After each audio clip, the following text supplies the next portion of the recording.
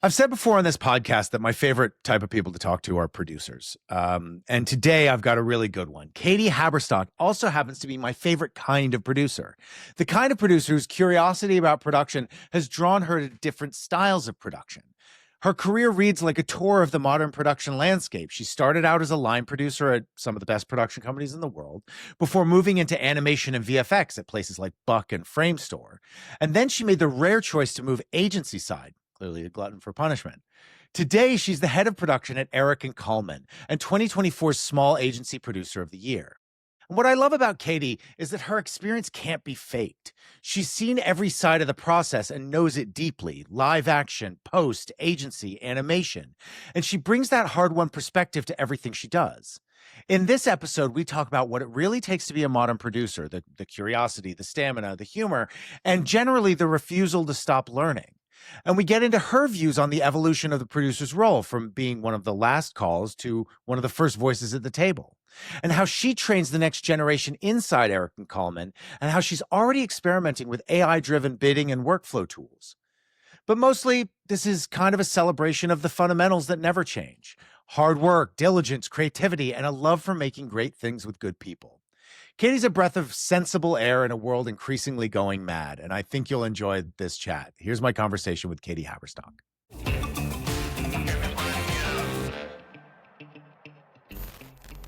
Kati Haberstock, I'm so excited to have you on the podcast. I first saw your name when you were named the ad agency's Small Agency Producer of the Year, which, congratulations, I should start there. Many thanks. Many thanks. It's all a bit silly, really, right? But it feels good to be recognized by my colleagues.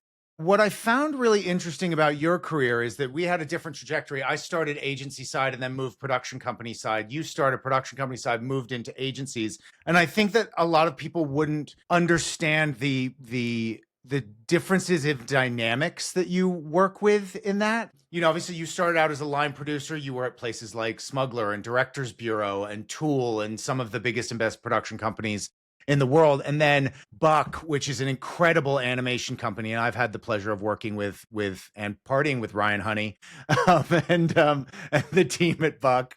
And then as well going to Framestore. So the fact that you have the production background and the post-production background, and now, you're executive director of production operations at Erich Kallman. I'd love to just get your perspective on that trajectory and what toolkit it gives you of perspectives that you use in your job now. I mean, I think it's invaluable, especially for small agencies. And I know, independently held shops where, I think everybody's struggling with staff, right? What it does is it unsilos the experience, this collective experience, unsilos the producer, my role. And I have no need for departments that maybe other agencies have. Business affairs, and it's super unsiloed. So I hold the cards for pretty much everything we do, from business affairs to talent to producing to post-producing, how we set up our studio, how we run things. It's very freeing to be able to bring a knowledge base that covers everything from labor law to the price of a dolly to how to work with a client to and what those costs and challenges bring. So it's really like a fantastic toolkit or a grab bag of tricks that make me or our team, because I do encourage a little bit of a broader perspective with our producers, it makes us a lot more, I hate that word that everybody's throwing around, nimble, but it does. You just you're allowed to make decisions, and you're encouraged to make decisions, and you're really encouraged to think on your feet and solve problems. And I think that's what it brings to particularly my role at this agency, which I don't know that traditional agency producers have quite all the tools that they are to be able to answer all the questions, right? And to answer them in real time. Mm. Yeah, I think that's what would surprise a lot of people. And just to kind of give a bit of perspective to people who may not be as au fait with the production levels and different areas. But, agencies are very much like working at a studio. You're working on conceptual problems very early on and trying to understand who the right vendors are to be pulled in, what sort of specialisms you need. It's very interesting that you get to play a lot more, but I think there's always been a duality that I think is shifting now. But it used to be that producers at agencies, I feel, used to be treated a bit more like project management. As like in the worst way they're used.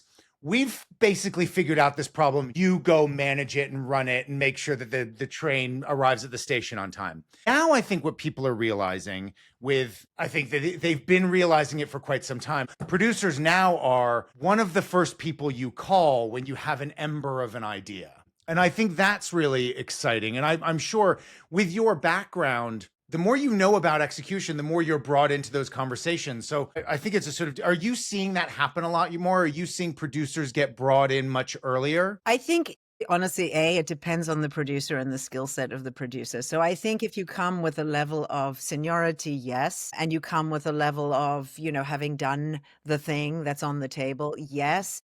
I do feel, I'm going to just roll the clock back just a little bit. I'm aging myself here. I actually come from a time where producers were actually creative producers, and they did have a seat at the table with the creative teams. And, is sort of late 90s, maybe up to the late 90s. And then it shifted to this project management style and just go do, right? Just go execute, because we got this. We did this, so you just go do.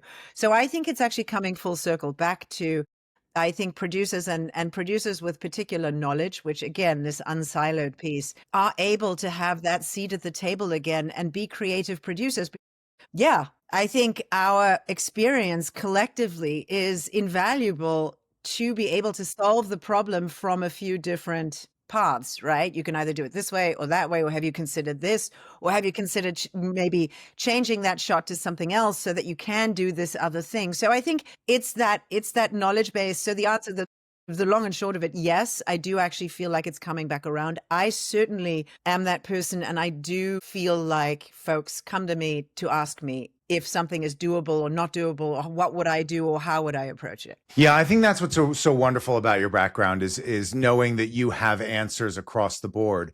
Because yes, I think that the shift to producers being project management was kind of your job basically was to say yes and figure out ways to get done what had already been decided for you. And if you said no, you were a no-can-do producer. And what creative wants to work with a no-can-do person? You basically had to go, sure, we can do it. And then you sort of privately would stress about whether and how that might be possible. I mean, yes, I think, honestly, I think the stress factor is still there. I think that's never going to, I don't think that's going to go away. Yeah. But yeah, for sure. I think it's about being more of an architect of your own problems now. You at least get a say at the table earlier on about what level and quality of problem you're going to be tasked with solving. I mean, I think producers are really often, and of course I must have this opinion because I am one, but I think good producers don't say no. Good producers bring some joy, and they really appreciate solving problems, whether they're given a thing that they have to go do, or whether they get a creative in and are able to have a discussion about different paths. I think a producer is, generally speaking, shouldn't really be the first word in their vocabulary. I think the joy of being a producer is really embracing problem solving. I think that is the producer's role. And whether whether you have that seat at the table or not, or whether you're a creative producer or not, I think you need to, if you want to be a producer or want to be a good producer, then there's a little bit of self-startery type thing that you have to bring to the table, and you have to bring a very healthy appetite for self-training and self-learning, and not giving, and being relentless, to be honest with you, being a relentless problem solver. So it's clearly not for everybody, right? Well, exactly. It's interesting because, you talk about the quality of the problems that you get to solve. Is that what propelled you to make that change? Because it is I always, when anybody ever asked me for advice, I always said, go to a production company, go to a post-house. The more perspectives you can have on production, the better your advice will be to anybody, and the better your job will be. And more interesting. But is that what propelled you to make those changes? I think the quick answer is yes, but there were also practical considerations. I mean, I I produced a lot of music videos in my day, and with music videos in my younger days, I should say, fantastic training ground for any producer. Talk about solving problems in real time and working with some mercurial sort of Yeah. folks. And you can't buy your way out of the problems. But basically, as a line producer for music videos, you really see the project through from treatment writing to bidding to producing to all the way through delivering it through post. And then when you become a line producer in commercials, you really only have a tiny, tiny part in that process, and you're really just producing the shoot, and you're missing all the upfront and you're missing the back end. And so for me, it was a very truncated way of doing a job, and it felt very, very half-baked after doing it for many years successfully. And I did enjoy it. Obviously, I traveled the world. I got to see a lot of things. I got to work with a lot of fantastic people. And then there was really a practical piece of it too. It was sort of the confluence of the internet boom and social content and branded content and things really splintering. And so just not the kind of work that I was wanting to produce. And so I really wanted to get at the problem up front, in the middle, in the back. And so I made that transition with Mechanism, actually, who were kind of in that same space. They were a branded content shop, and they were kind of figuring out their path. And then they transitioned to be an agency, and now we just all sort of went along with it. And it was a good fit. And it taught me a lot of stuff. And I was really, really excited to be in a new space, to be learning some tools that I hadn't actually learned before. And it was really nice to pull back the curtain on what it was, how to work with brands and how to work with agency creatives and how to structure those work streams, actually. So yes, it was a kind of a confluence of many things, but primarily, how do I get at a bigger problem? Yeah. Right. So that happened in real time at Mechanism. That's very interesting. Because it sure did. Yep. It does seem like the most anomalous part of your career, because so few people who are line producers at production companies or like move into the agency side, because when you're production company side, very often the agency world kind of looks like a nightmare, because you tend to deal with the producers who have, they are getting the most amount of crap laid on them to deal with. And so you're seeing them at moments of sort of peak stress. And then the idea of going, oh yeah, I want to move into that environment seems like a big leap. That's one of the things that fascinated me most about your career. It's certainly not for everybody. I will say that. Again, I think you have to be a bit of a glutton for punishment, and you need to be a little bit of a workaholic to make that sort of a shift. I went from having lots of time in between gigs and traveling for projects and then having time off to being on all the time in a staff job. So yeah, it was a very, very interesting. It was a very interesting transition. I can't say that it was always easy, but I will say it was infinitely fulfilling because of my thirst for knowledge. And I think, I think a producer, again, it's sort of back to, if you don't have that thirst for knowledge and knowing things and solving problems on your feet. And I think it's a game almost for me. Maybe it's a sort of a personal little thing. Like, I know I can do that. And can I do it faster? And can I do it more effectively? So again, it's not for everybody. There are great producers who certainly don't do what I do. But for me, it was a challenge to be able to see something else, something new, something different, adapt, learn how to make that thing better and better and better. And then I had the opportunity to actually set up our own work pipelines and our own ways of working at Mechanism. And I think some of that strategy and that, my title here at Erich and Kallman does have operations in it. And I'm always so excited by how do we work smarter, not harder? How do we use tools to our advantage? How do we fold time? How do we get to the answer in half the time, less work, using the tools at our disposal, using our brains, using technology in a way that it helps us become these not project managers, but really free up the time to solve the problem. Does that make sense? So the operations bit And how does it work inside the walls of an agency? And how do we fix some of these things that, people seem to be shouting about a lot, especially with the big holding companies being on all these silos and verticals, and the one end doesn't speak to the other end. And how do they solve all those problems? So that was a challenge just in of itself. How do we make that better? And I think that's where my live action experience and having my fingers on finance. How do we run budgets? How do we run talent? How do we solve some business affairs problems? How do we have this knowledge? Knowledge is power, right? More knowledge. So anyway, long story short, for me, it was that crossing from live action to agency was actually hugely eye-opening, and I'm still here 15 years later, and I find it enormously satisfying. Yeah, it's funny because I think of you as the first agency producer we've had on this podcast, but we did have Sergio Lopez on from Omnicom Production. I did, and it's funny because I think that obviously we've all heard the rumors, and there's a lot of stuff going around, and there's a lot of things people can disagree with or not. But I was interested in hearing what you just said about operations being so important. Is that producers really are in charge of workflows. And I do think that streamlining those operations can be a creative opportunity as well, because the faster you can produce things. Yeah.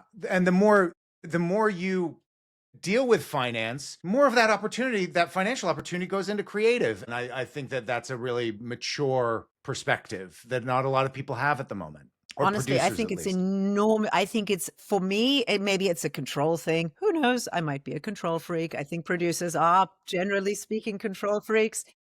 But I love the challenge of freeing up my time, that I'm not wasting my time or my producer's time on things that they can manage quickly so that they can get to the problem faster and be able to solve it for the creatives faster. Don't be afraid to hold all the cards, because if you do, you are a better producer. And that is my training at the agency as well. I got a little boot camp going, and I really bring in the threads of live action, because as a live action producer, you have to own budgets. You have to own sort of legal knowledge. You have to own just a lot of things that in agency side, you don't. So I bring all that in for our producers, whether they're freelance or not. And I give them really what I hope I'm doing is giving them the wings to operate independently of me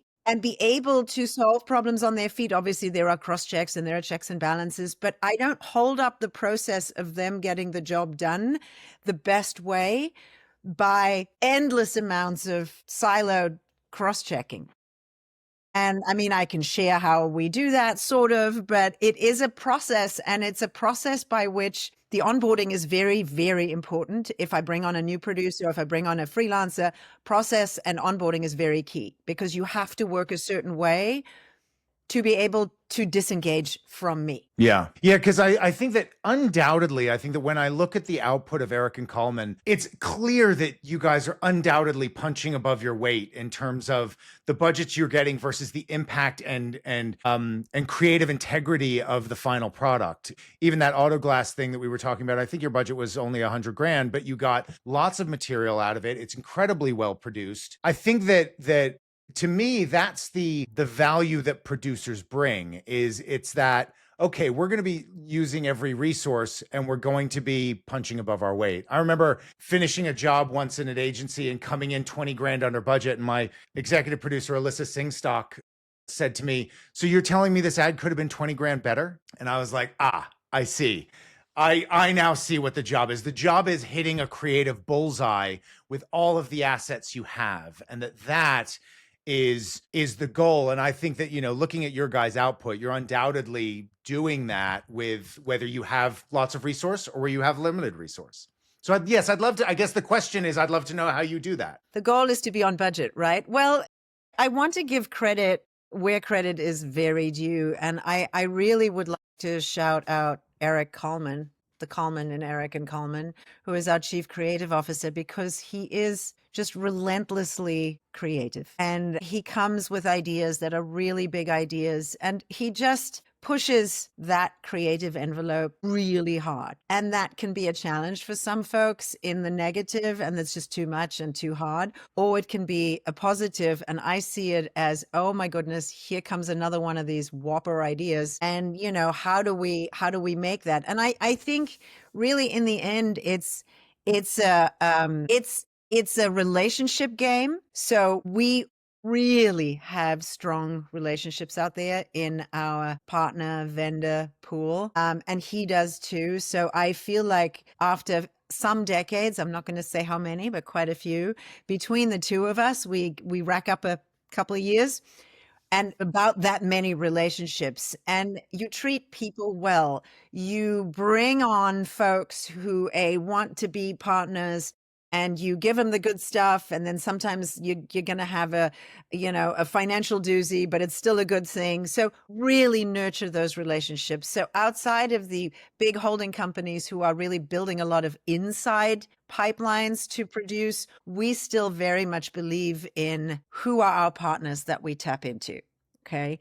And so I think the partnerships are critical for us, and building those partnerships has been sort of the story of my life. And I actually think it's also been the story of Erich's life. And so like I said, between the two of us, we have a wealth of people that we can call up who will come and join the fray. If it's a small budget, if it's a big budget, if it's a medium budget, we have a lot of really fantastic problem solvers out there in the industry. In fact, just yesterday, we have a thing that we have to deliver next Wednesday, and it just landed in my lap yesterday afternoon at, 2:00 in the afternoon, where we need to do something for a Wednesday thing. And one of our partners, yes, we're in, and we're getting some edits and things out the door for in 4 days for next week. And so that is for like probably nothing, because it's a favor, and but this is a partnership. I think it's a partnership game. I really do. And you can obviously build the thing in house, or you can do what we do, which is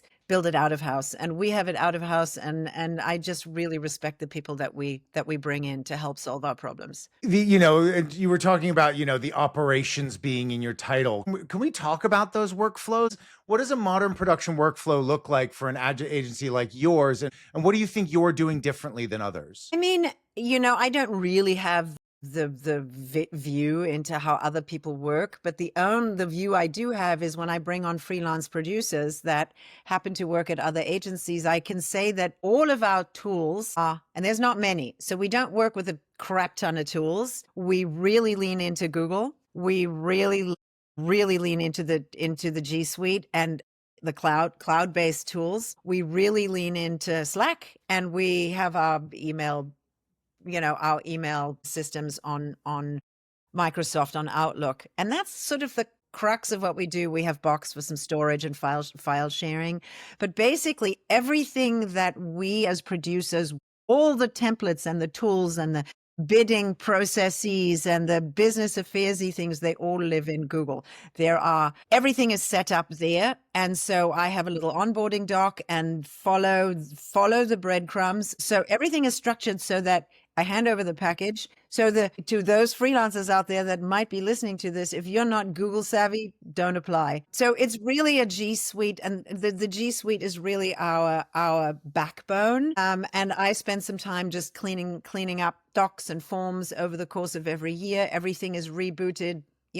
Every fresh year we get I have fresh eyes on it and reboot our systems a little bit, but basically everything lives there. You have a backwards view, you have a current view, and you can carry everything over into a new year, into a new job.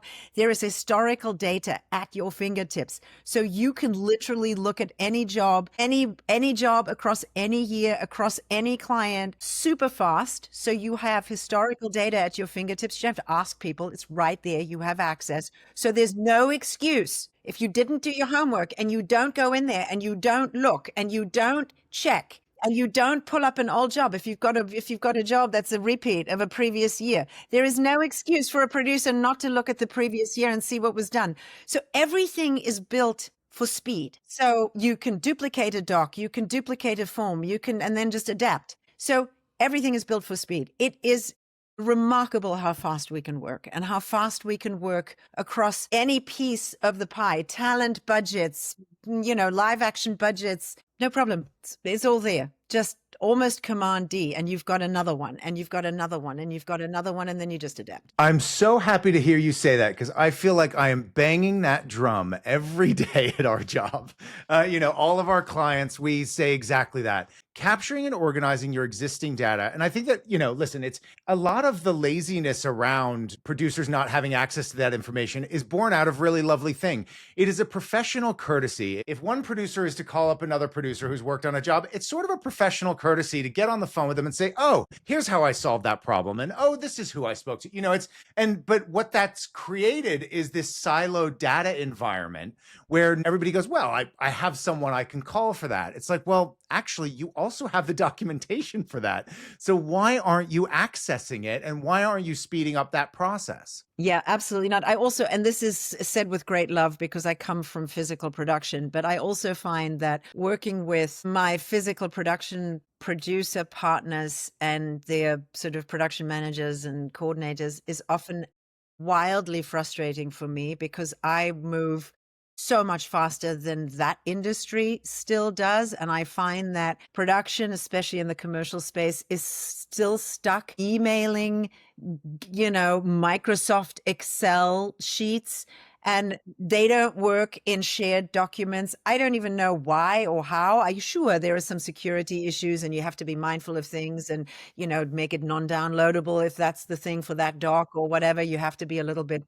self-policed that way, and you have to understand your client and the rules around security and data security, of course. So I'm not poo-pooing that. But the way that our commercial production companies work is from another century. And I find it absolutely mind-blowing because I come from that world. And I've trained a bunch of line producers now to work sort of our way and say no. And so we just hand over the decks and we say, work in this. And we do a lot of the work for them because this is just how it's going to go, and it's going to go a lot faster. The response is usually like, oh, wow. So I think there is absolutely no excuse for being slow or lack of speed. I think you just need to embrace that, hey, it's 2025 and we have tools available to make things go faster. I mean, that's one of the things that we're talking to some production companies about building is, obviously at a production company, you're bidding, you're probably winning, you're part of a triple bid process. You're probably winning 1 out of 3. The 2/3 that you don't win are actually still bids that you've paid a freelancer to put together, or you paid your head of production. Those are sitting there, and they have bids from Legacy Effects, bids from an animation to organization like Buck or Framestore, or I was going to say the Mill, but that all of that is incredibly valuable data, and it's all just locked in someone's brain. If an executive producer leaves, they're not going to remember 3 years ago that there was this bid that they did for something that was demonstrably similar, and that there's all of that data there, and they're going to restart the bid all over again. And, I think that that's a real shame. And that's the wonderful thing about a lot of these AI tools is the ability to have your institutional knowledge accessible to somebody who walks in on day one. They have that ability to have a tool that helps them manage and understand this. And you're right. If the production companies I'm talking to, if that data was in a Google Drive rather than in Excel spreadsheets, I'd be starting on third base. We have all of that data as well, our bidding data, all of our bids. I would never start a job unless I'm looking at something. And we're actually talking to a company now who's building a really fantastic AI sort of quick bidding tool called Wabi. And that can pull in all that data, and we can bang. Like when I get a creative deck, 5 o'clock before a client presentation the next day at 10 a.m. and it's a 200-page deck, and there's 10 different platforms and whatever it is. And the account person is like, okay, any watch outs? And I'm like, okay, people, I'm good. I'm not that good. So, it would be nice to churn that through. If we had, some sort of an AI tool, which, like I said, we are actually in discussion and we're beta testing something now, that would be a great way to churn that through our Wabi tool and say, okay, Wabi, give me some high levels, and then it'll, and with some watch outs, and it'll churn that thing out in half an hour. And I've got 10 budgets with some watchouts that I can send through. That would be that's a fantastic way to, for an AI, for an AI tool to get involved. I think bidding smaller jobs, I'm still sort of probably the best person there to take a look at it, or the producer is. I don't know that I need an AI tool for that, but for volume, yes. Yeah. And can you talk any more about what you're producing with Wabi? That's not a producing tool, it's a bidding tool. What it is so what it does is it trains on your client data on your bids. It doesn't look at sort of proprietary anything. It doesn't need strategy or even a brief. Basically, what Wabi's looking at is prior bids. If you can give it if it's a repeat client, prior bids, calendars, and creative ideas. And then what it does, you train the tool on, and then any sort of things I can add to it. So it'll train on whatever data you feed it in terms of budgets, any specific budgets, or anything you've done. And then what it'll do, and then you give it a prompt, you say, check these 3 creative platforms. I mean, again, it's about your prompt and how your prompt goes in.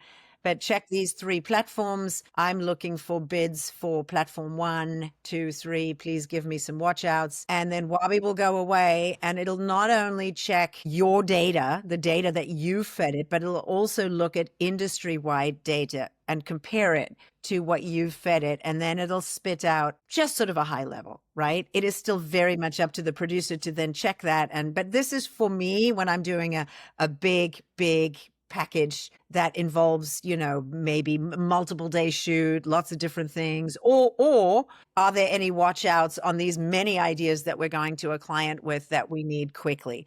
The other way that it's super useful is, if we're doing our social studio work where we have just volumes of resizing and, where it's just like hundreds of assets, where we can go in and we can say, okay, again, it's training on very specific data that we give it, and maybe our studio rate card and, what happens there. But that is another great way of getting very quick feedback from the tool to say, here's what you're looking at. And you can get pretty close. The more information you give it, I mean, these LLMs are all super data hungry, right? So the more data you can give it and the more it has, the more accurate these things are. Your eyeballs are still needed. But yeah, so we're beta testing this. We've been at it for a couple of weeks. I know a couple other agencies are looking at it too. That would be one super helpful way for an agency to get high level bids. Again, this tool can also act as a cost consultant. It can get really deep into the weeds. So That's interesting. Maybe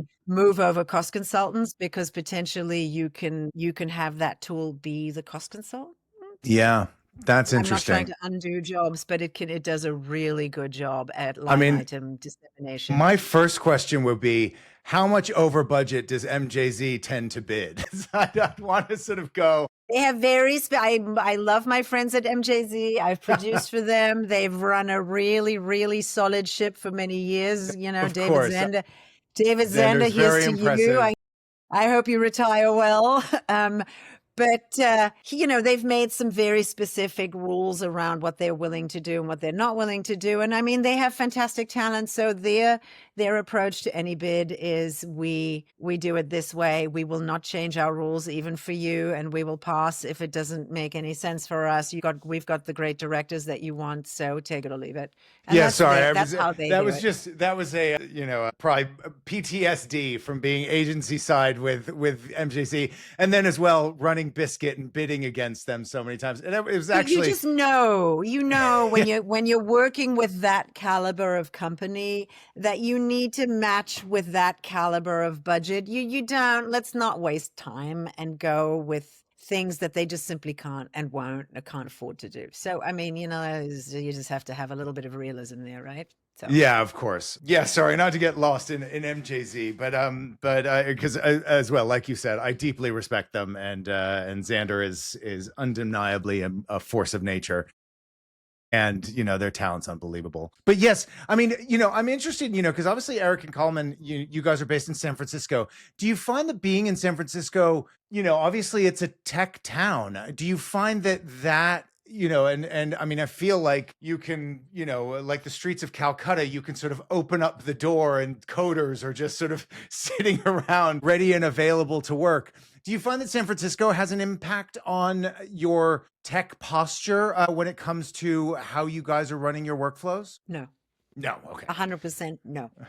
Okay. That comes 100% no. And primarily, again, back to Erich, it's about the idea. It's about the creativity. It's absolutely not about the tech, but the tech is there. I'm an enormous fan of some of these AI workflows and how to solve some of those problems. But that doesn't mean I'm going to make everything with a bunch of LLMs. That means idea first, and we are very much idea first. If the tech manages to make it a better workflow, sure, but we are like everybody, training teams on, and when I say teams, I mean everybody, on how strategists can utilize the tools, and how I think that's just industry wide. I don't think that has anything to do with San Francisco.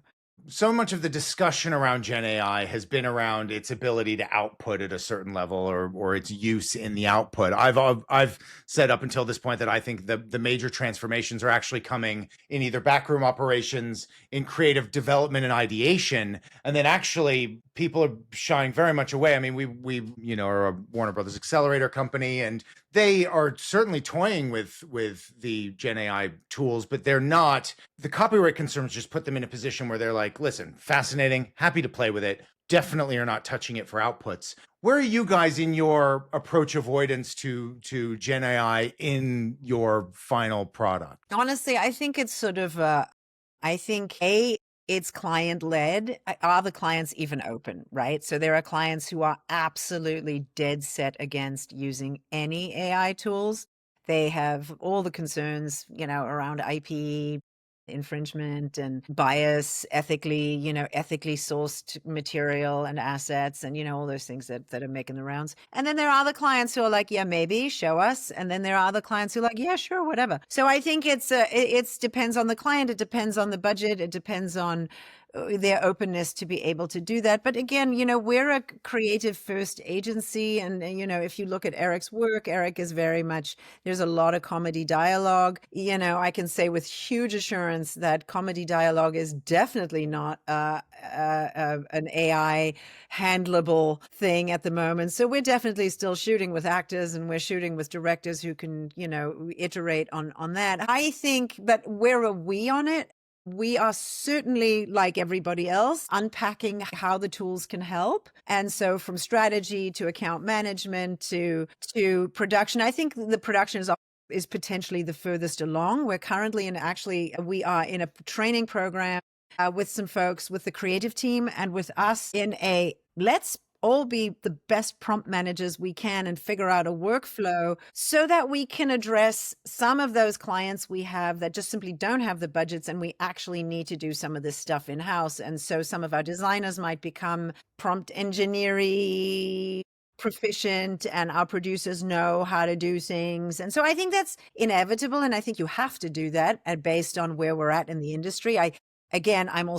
I'm also knowledge hungry. So for me, it's like, it's a non-starter not to do this. And so I want to know all these things. So we are actually, I think, and then of course with production, we've just done a couple of various upstream sort of animatics, boardmatics with our friends Mise en Scène. That's David Lyons. He used to have run Move Studios, an animation studio. And that was super fun and very different to do, very different workflow in AI. Certainly sped up everything, but it sort of goes back to the data hungry nature of these LLMs and how you kick the stuff out and how it becomes consistent. Consistency is obviously a big sort of catchphrase with AI, but how are we? We are definitely embracing it. Where clients are embracing it, where we find it useful for us. I am thinking that just based on all the sessions I've attended and trainings I've done in this space over the last year and a half, I think it's going to show up in post-production pipelines, and that's where I'm expecting it to show up. Hey, ARC or Parliament or whoever we like to use, in this world, give me a fuzzy creature for this ad, and don't charge me $1.5 million and make it take, a year and a half. Charge me a fraction of the price and make it take 2 months or a month, and whether you're still using traditional tools or whatever. So I think that's where it's going to show up. And I've had a few little things where I've challenged the post teams to fix some stuff with some tools to actually great success, and just sort of to see if it would work. So I think it'll show up in post-production big time, where clients are allowing us to do it. I also think, I was chatting with our friends over at Cut and Run the other day, and I sort of, I'm challenging everybody, just so you know, saying, okay, bring me your new workflows. How are you integrating this stuff? I want to hear from you. So we had one of those chats with Cut and Run. We use them a lot for editorial. We also use their post house jogger for some of our clients very effectively. So I had the same discussion with them. How are you doing? What's happening? And so we had a really great chat. And I thought the most interesting part of that is how we can, and Gen AI tools are very iterative, right? You can just iterate and iterate and iterate. You didn't get your 5 feet of a dolly moved, generated. Your sun went down, generated. You didn't get that light the right way, generated. So there's ways to solve some problems pretty quickly. However, what I find super interesting, because I'm an operations gal too, and because I love workflows, is I love the idea of bringing in an editor super early and upfront in the work stream to be able, especially for those clients who, where testing is a thing or copy testing is a thing, or does it work?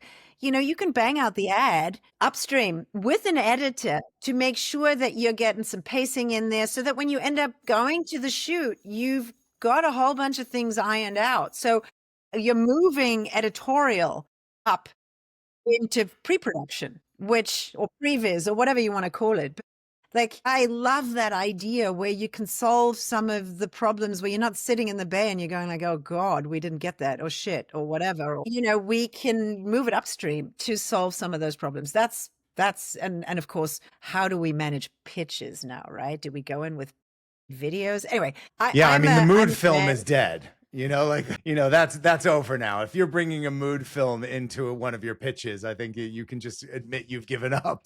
I don't know. So the net here is, I could go on forever, but I'm quite a fan from a producer perspective. I also think it helps solve some financial bottlenecks that we've had for decades, that industry-wide we haven't really been able to solve, other than, let's go find the next place to shoot where people don't get paid much and we can keep our production budgets down and we can shoot non-SAG. I don't know that that's a great option anymore. Why would I fly 10 hours, 20 hours to go somewhere to suffer enormous jet lag, leave my kids behind, leave my life behind for 2 weeks so I can pay less? I don't know.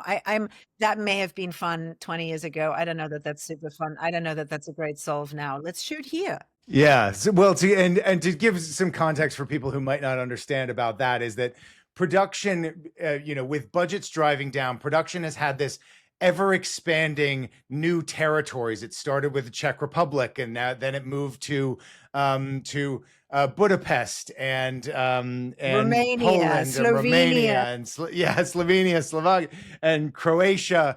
Actually, South Africa was on the heels of, closer to the front end of all that. Chile, Argentina, yeah.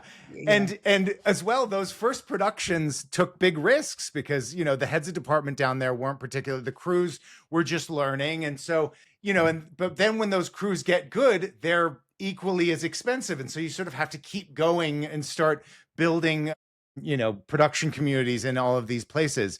And you're right. That strategy requires an ever expanding production community of, I don't want to say third world, but certainly third world from the production standpoint, where you're just constantly building these small production communities, and it's just not sustainable. I find it exhausting. And I'm actually here in Hollywood. I'm not up in San Francisco. My base is here in Hollywood. And so I have great love for our city, and our city as the OG film capital of the world. And so back to the AI piece, why don't we try and find there are some solutions here where we can potentially keep shoots at home, even if the post-production budget is cheaper, so I can throw some things back into the live action budget. I don't know. I find it refreshing that, hey, look, we've got the producer part of me has another arrow in my quiver that I can use to maybe solve a problem and keep people working here at home and make the jobs more effective and better for clients. I don't know. I'm an embracer of the tech for this narrow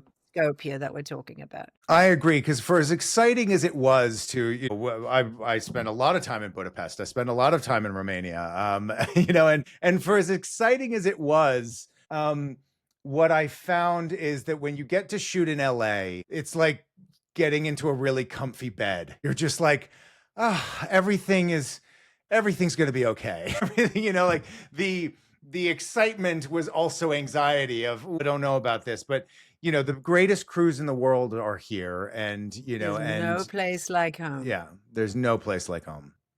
Yep. It's interesting, you were talking about, we've talked a lot about your role in operations. And what's interesting to me about, the workflows that you get to use with Gen AI is prompt and pray still isn't a professional strategy. And like, yes, everything's a lot cheaper.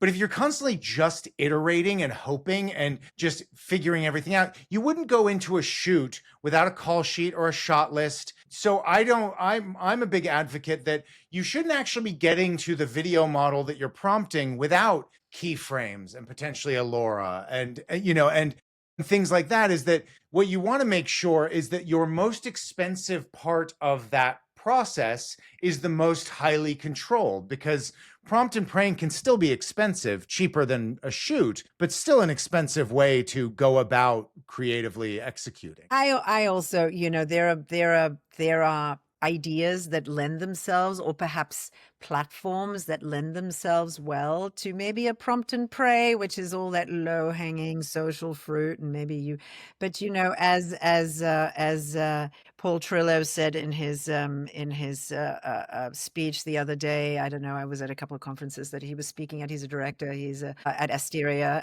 And he was saying, there's just so much slopaganda, right? Like, so you still need all that creative control. And so prompt and pray, sure, maybe, but it'll probably give you just a tremendous amount of slopaganda. So you need to come in with control and creativity, and you need people looking you need humans, the human in the mix, right? You need humans looking at it, whether it's a budget or whether it's the creative idea. You can't let it go. You've got to cross-check the same way we'd QC anything, right? So the workflow has to reflect that. Yeah. And so, I mean, because I think that, you've got two ends of that spectrum. You've got the slopaganda where everybody's like, this is the answer for every production problem. And then you've got people who are really reticent. And I've been shocked at how many creative directors, especially, usually at that level or higher, and producers who are against the tools. And what I found really strange about that is it's always seemed to me that producers and creatives and creative directors, when new tools come out, there's this excitement. When the drones came out, it used to be called the octocopter, I remember. But I feel like there's been a lot of pullback from these tools now. Because I think so if anyone is on LinkedIn recently, it's like a prompt wizard out there going, look what I made for no money, or so I think creatives feel like maybe they're under threat. And then of course there was this, what was it that really, really got my goat, is that, oh look, we're democratizing creativity. Again, somebody else said this better than me. No, these tools are absolutely a whole bunch of BS. These tools are not democratizing creativity. You can always be a creative, either a good one or a bad one. No, what they're democratizing is actually production, like how to make it. So there's access to how to make something. So I think initially, perhaps all that, like, those headlines were perhaps creating anxiety in the space that, the industry as we know it is dead and everybody's going to lose their jobs. And I think with any new technology, you will find adopters, you will find people who are absolutely dead set against it. You will find sort of a mess in the middle. I think it's a tool, the same way Q-Take was a tool. Look, in the pandemic, we figured something out, and then all of a sudden we could shoot in South Africa and sit here in LA in the middle of the night and watch the shoot. Remember that? That was awful. But, that was just terrible. But, so there are always going to be the and people did say there was a moment where people said, this is how it's going to be moving forward. And that certainly didn't happen. No. People actually like sitting in there, just crappy director's chairs and, under a tent, sweating in a tent and watching the monitor. No, I think these are tools. I think they're very powerful tools. They will not solve everything. They will cause some ruckus. Yes, they have clearly caused some ruckus. I think the jury's out on how much is going to be made. I mean, I'm sure there's a lot slopaganda, But I think, I really am a firm believer that if the creative isn't there, this is just going to fall flat like any other bad idea that you end up shooting. So I think they're tools. And I think as a tool, I think there are fantastic merits to them to free up a creative's time, perhaps, to get at the better idea, because you can use, say, ChatGPT. You can use ChatGPT as as an assistant, right? Like a second creative to bounce ideas off, and maybe it'll spit out some thoughts, and then you're like, nah, I hate all of them. But maybe within one 700-page prompt bucket, you get 2 or 3 good nuggets, and you're like, oh, well, let me build off that one. You're just doing the same thing as you would be doing maybe with a partner or somebody else, and you should be doing that anyway. And as a producer, you should be unpacking. And I mean, of course, at the moment, it's like open season on, looks, bright, shiny, light, new tool. I'm going to let others figure out which ones are the best ones. I'm not chasing after every one. I think there are some that are better than others. I'm a firm believer in ethical use. So I'm a big believer in Moon Valley and the folks at Moon Valley and the Mari system and what they're building over there. I think is sort of a fantastic way in. But again, back to I think it's going to show up in post. I want to see it in post production. I don't want to see another $1 million budget come at me from a post house that I know is using these tools and can do it for a fraction of the price. And I want to see them used responsibly and in a way where we can cross-check, does the idea work in 30 seconds? You can check that now. I mean, you should be using your stopwatch, but you can so use them to support what you're already doing. That's my POV. And maybe cut some time out of it. And then maybe you can get a good idea out of it. And maybe you can finish something up, and maybe it can solve a problem that you didn't get on the shoot. Is it going to solve everything? I don't think so. Yeah, it's funny. One of the things that just talking to you, I think, and I felt this before just researching you, and it's become evidently clear now, is that your superpower is, your experience, your interest in a lot of different parts of the production pipeline, your experience certainly having done it demonstrably from line producer to post-production to animation to now running a production department. Agency producers very often have such a limited sphere of reference because they are very high up in the ideation. They usually have to rely on vendors for their expertise, and if they don't leave that environment, it's hard to get that expertise. How do you get an agency producer to cross that divide or learn that stuff without just sending them away and going, go work at, Untold for, 2 years or at Biscuit or MJZ, or, how can they learn that where they are? It's a challenge for sure. Yeah. It is a challenge, but I make them look at budgets. I make them look at budgets front to back. I explain and make them look at risk management. I go through talent rate sheets. I work through labor laws with them. I make them understand why there are things like 8-hour days and 10-hour days and 12-hour days. And so what I'm trying to do is cram, like I think, I said it early on, it's a little bit of a boot camp. So I'm bringing in a lot of those threads from live action, and I actually train them, and I insist that they sit in on sessions that they may, especially the younger ones, right? They sit in on sessions that they may not be managing. Like, go sit in a session, and then I want to see the questions. Like, I make them do homework, actually, which is a little dull sometimes, but I make them do the homework because really, we're small. And so there isn't like years and years and years of time for you to doodle around and produce one job and then sit on your hands and then produce another one. And we have obviously status meetings and things. And I'm pretty relentless in trying to fold time in the learning and the teaching, because we're a small agency. I don't have endless staff. I don't have that time. You can't hide behind a gray wall in an office and wait for a job. You actually have to just get in there and roll up your sleeves. What I don't believe in, which I think the ad industry does with wild abandon, is that sort of sink or swim method.